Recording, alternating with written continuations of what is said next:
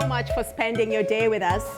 I am thrilled to introduce to you the Honorable Minister, Ronald Ozi Lamola, who is the Minister of International Relations and Cooperation for South Africa. He is going to give initial remarks before we have our final session here. Minister Lamola, welcome.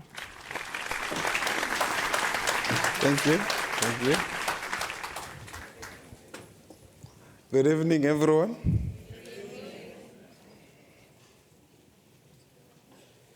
Moderator, Mr. Cheick Camara,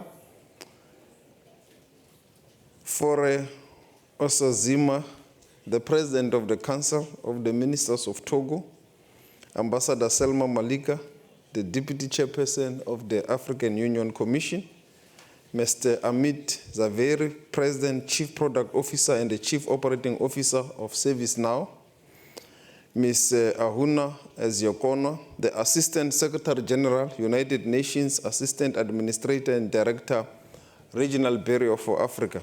Ladies and gentlemen, distinguished guests and esteemed colleagues, it is an honor for me to address you this evening in the final session of the inaugural African Digital Future Summit 2025, held under the theme, Shaping Africa's Digital Destiny on the Road to the G20.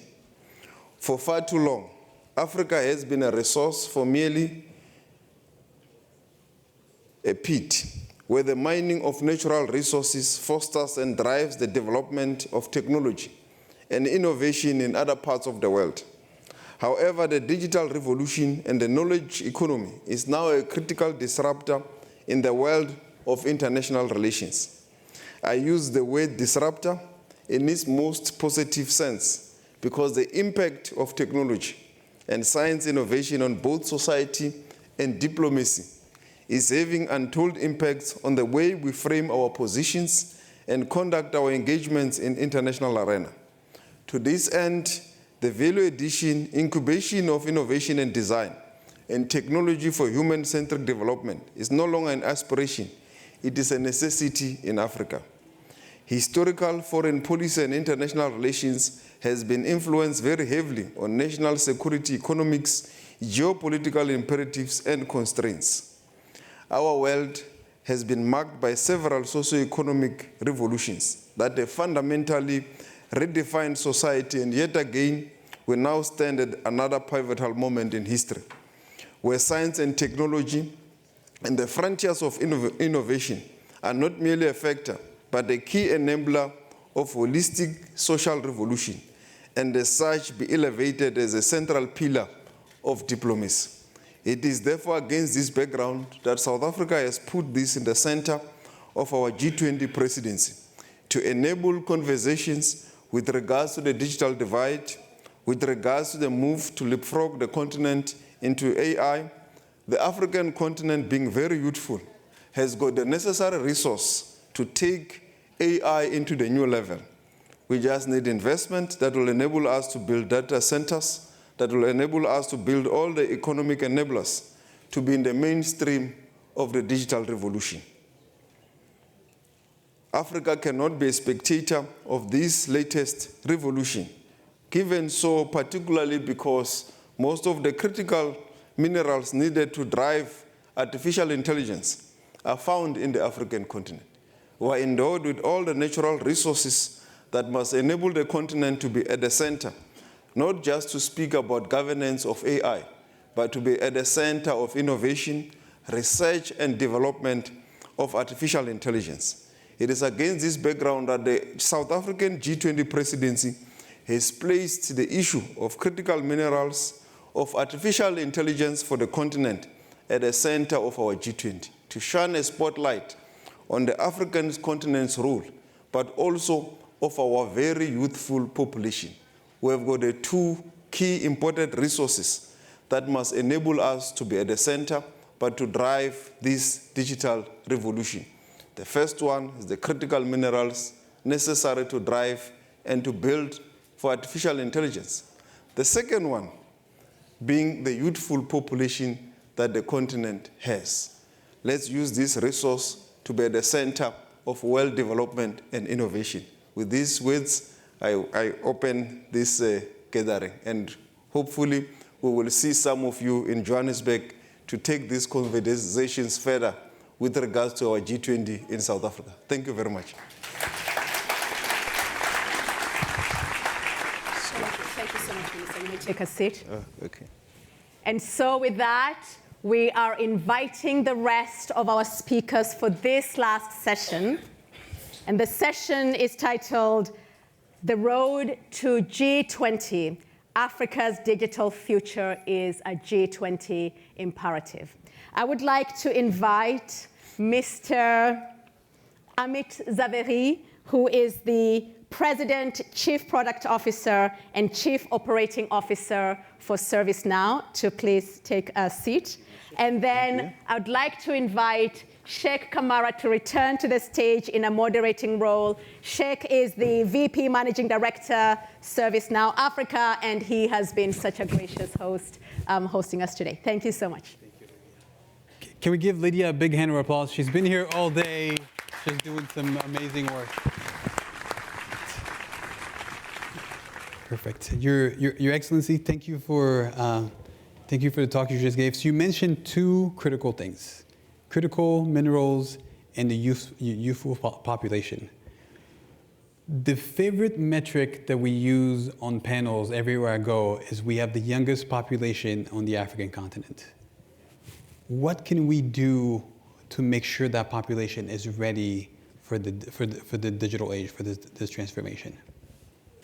Yeah, thank you very much. Obviously, firstly is education at the basic level and also where young people are found. But the second one is the African continent itself, which has adopted a digital protocol, which is under the auspices of the flagship program of the Africa Free Trade Continental Area, which is a key enabler of our regional integration. And anyway, AI and any digital transformation is aimed to bring all of us together. So this digital protocol enables us to work as a unit in the continent to be part of this mainstream. So firstly, we need to invest in the skills. Secondly, to participate in the Africa Free Trade Area protocol to enable digital transformation and artificial intelligence. Thank you. Perfect. Amit, thank you very much for joining us today. So you're a veteran of the industry. You spent some years at Oracle, and Oracle's doing very, very well these days. You spent some time at Google Cloud. Google Cloud is doing amazing. You're now at ServiceNow, so I expect the stock to go just as high as those two other companies. No pressure, yes. As you travel the world and talk to governments, how do you see AI impacting what people used to call the digital transformation?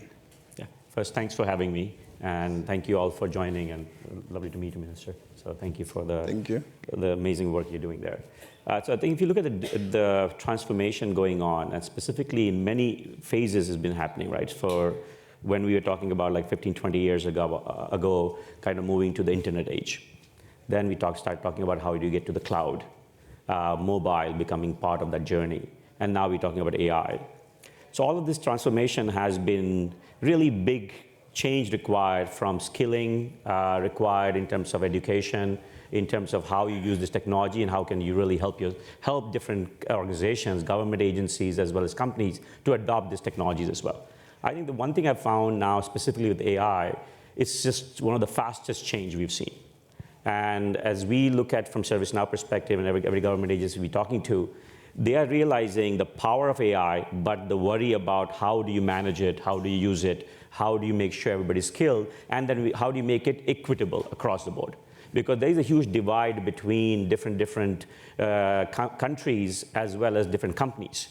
And it's important that we have an opportunity to really adopt this technology in a quick manner and learn from it and use it in a way that you can really change the lives of people. AI does have the opportunity to really change how you would operate, how you run, and how you work as individuals. So that's what we've been talking about to many companies and many organizations and government agencies, is to really adopt these technologies and make sure that you're doing the best way of managing around it and getting advantages to your country as you invest in this area. Thank you. Your Excellency, you talked a little bit about public-private partnerships and how that's critical for investment in South Africa for the growth. As you look at AI, how do you see these partnerships becoming even more critical to the work that you've been doing? Yeah, they remain very important because you do need the infrastructure. The current level of digital transformation, it was also because of partnership in South Africa with government and the private sector. And in some of the most areas where we have got connectivity, it was because of the work mostly of that partnership with the private sector, particularly the telecommunications industry. When you look at the cell phone, government could not have provided the whole network for a cell phone. And that has really transformed the connectivity industry in South Africa to a level where we have reached almost 60 to 70% connectivity. So even with the AI, you need the partnership between government and the private sector, the infrastructure needed, the data centers that are being built today in South Africa by Amazon, Google, and Microsoft, and the many investors that have come into the country.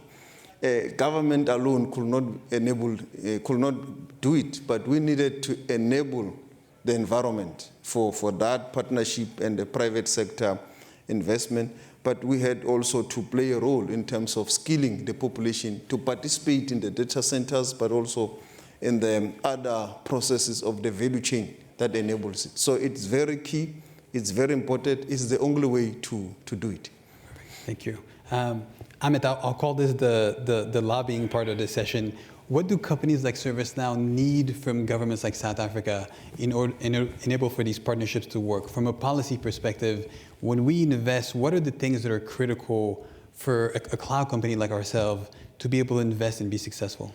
Yeah, I think to be successful, we do need this partnership, right? There's no way companies like ServiceNow or even other technology vendors can be successful without a real good partnership.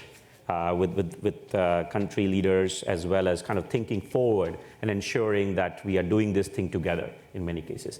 There are a lot of programs as well as policies which really help unlock the opportunity we have with the technology investment we're making.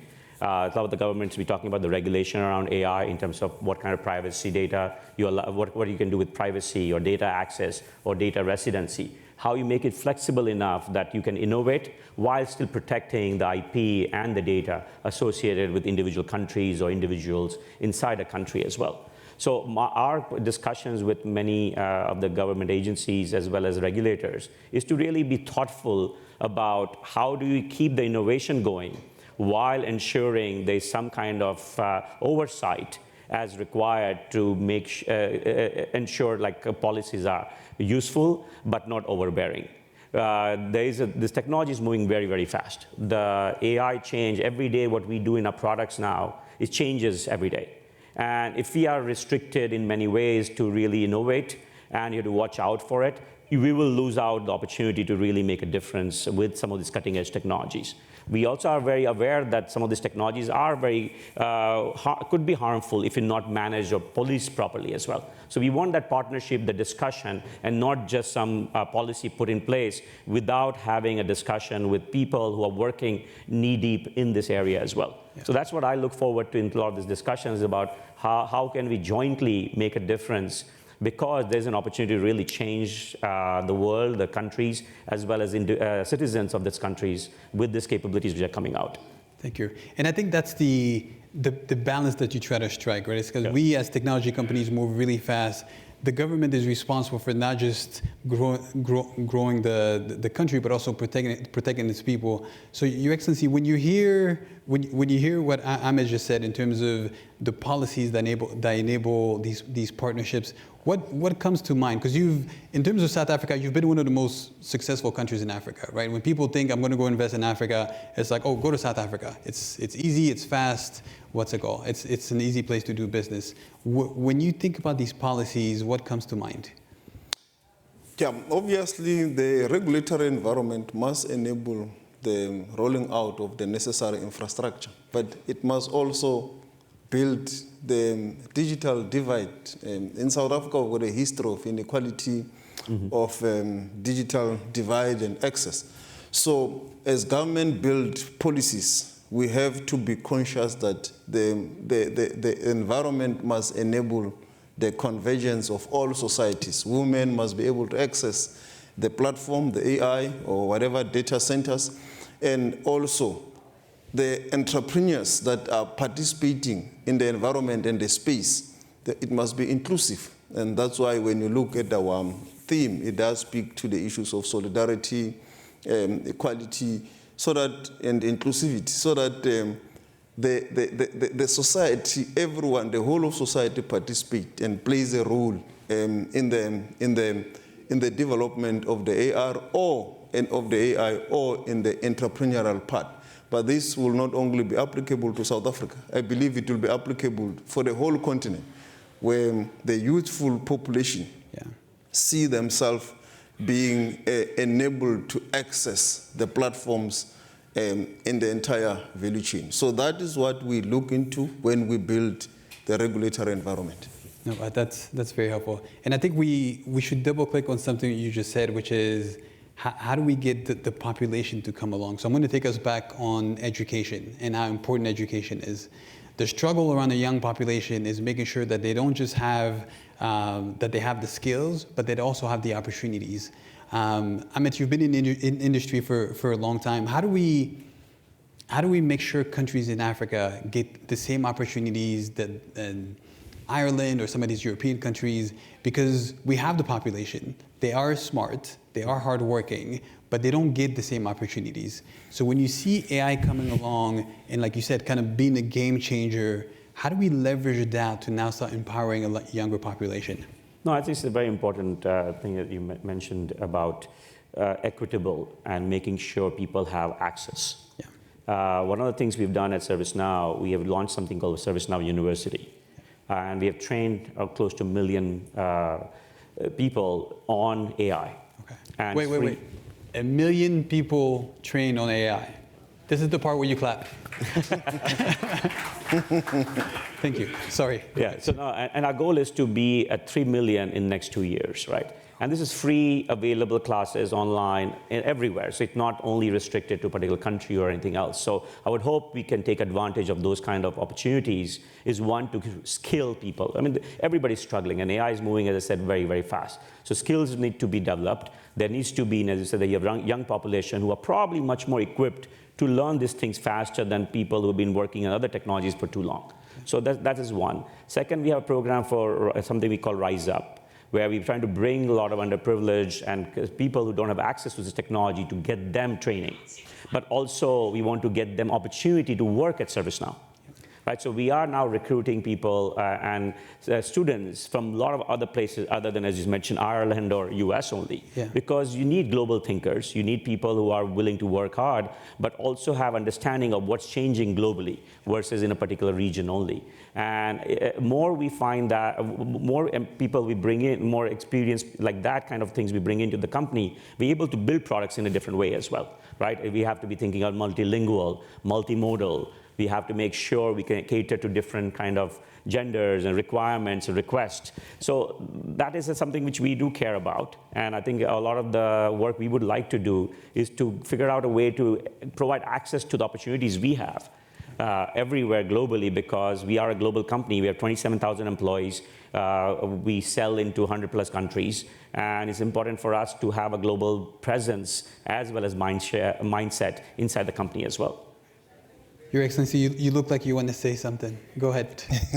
Yeah, I think for us, what is also important, and that's why it's also part of our G20 concept paper, is the fact that Africa should not just be a consumer of the next phase of these digital platforms, the AI. We should be at the level of research and innovation of it, and also at the level of manufacturing. And that's why we need to invest a lot and also partner with these big global giants that have enabled these platforms. That's why the role of education becomes important, research institutions, universities, and that is what we are driving our institutions to do in South Africa, and also the youth to participate in the skills development programs that are coming through for for the AI, so that as we move forward, there must be the innovators in the platforms. We can't continue to be just consumers of these products. I agree. What would you say you need from a technology company like ours to help on the education front? Because obviously you do a lot of work in this space. What can we do to help the South African young population train and get empowered faster? Is to partner with the universities, the vocational training institutions, to bridge the gap between school and the space of work, and also to build that skills from a young age, so that you know that now we are now building the innovators and the software developers of the future, not just technicians, but the real people in the center of innovation. And that's what we welcome some of the companies that have invested in South Africa. We have seen them doing it, partnering with some of the investees, but we want to see more being done, because with a youthful population that is largely out of the job market with the skills, a lot can be done to bring them closer to the new world. Okay. Perfect.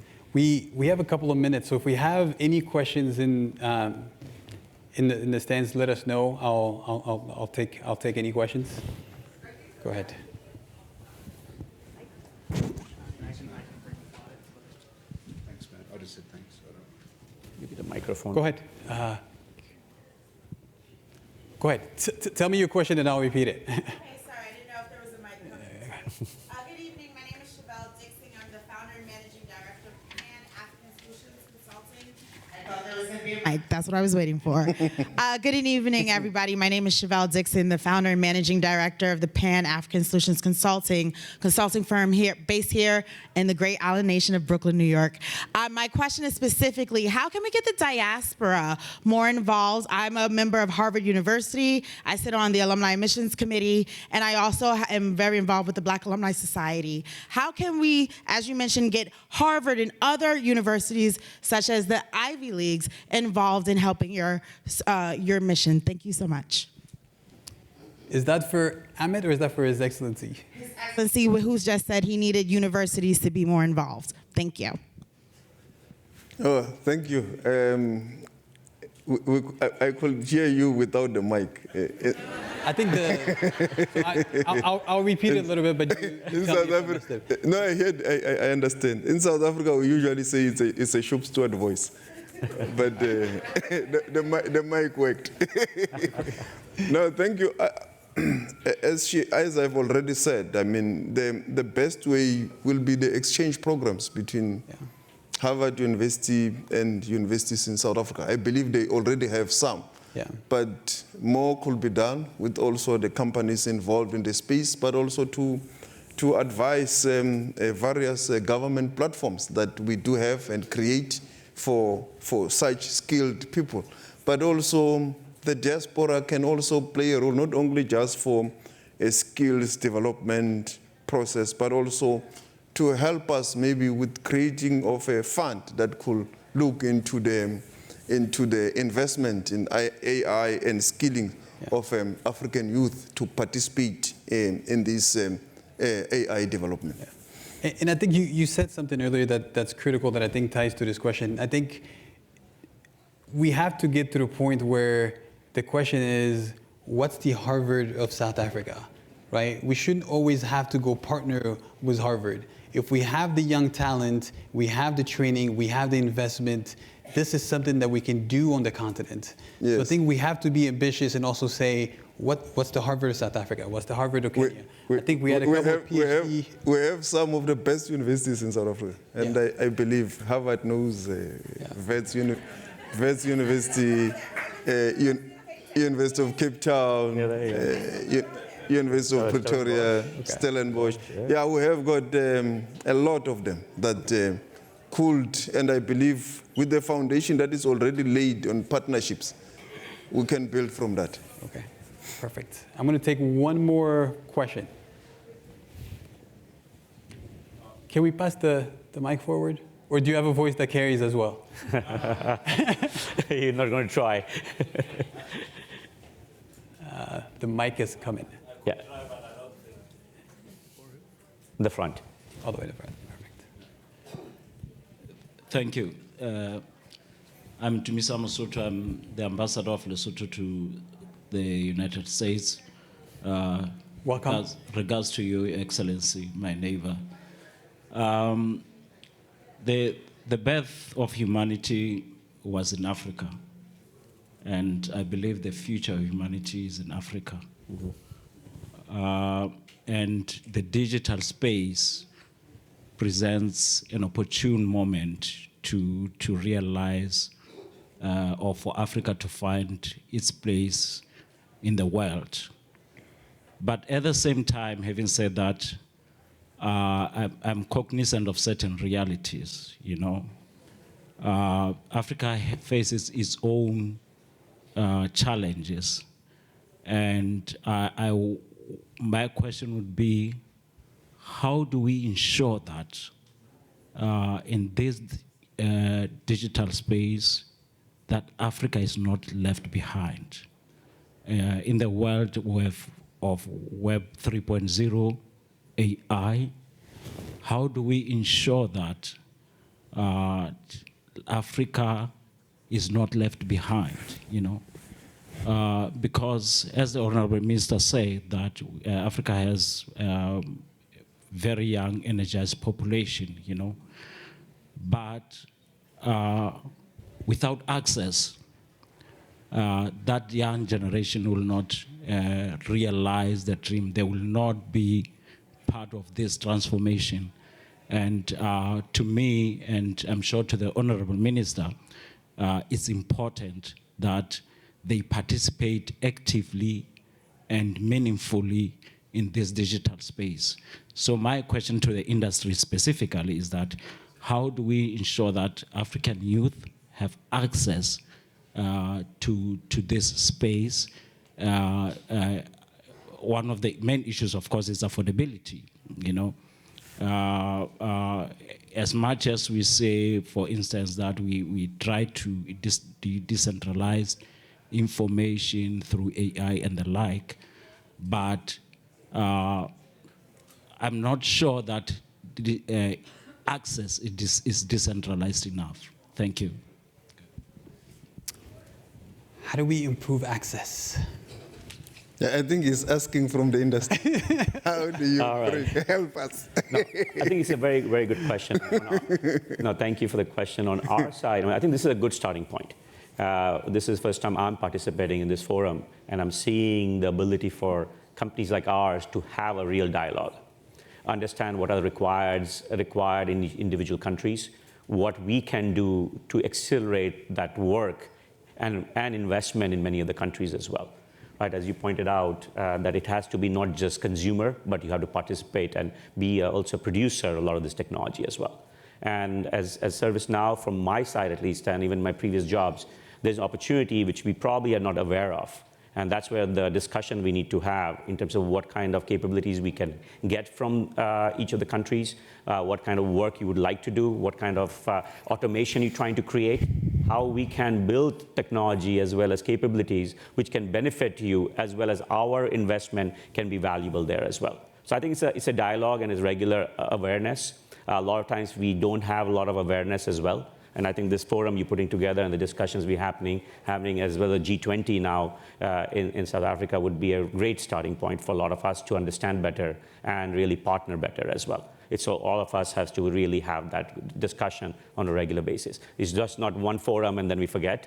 We have to figure out how we continuously have this conversation and see if we can making progress or not. Perfect.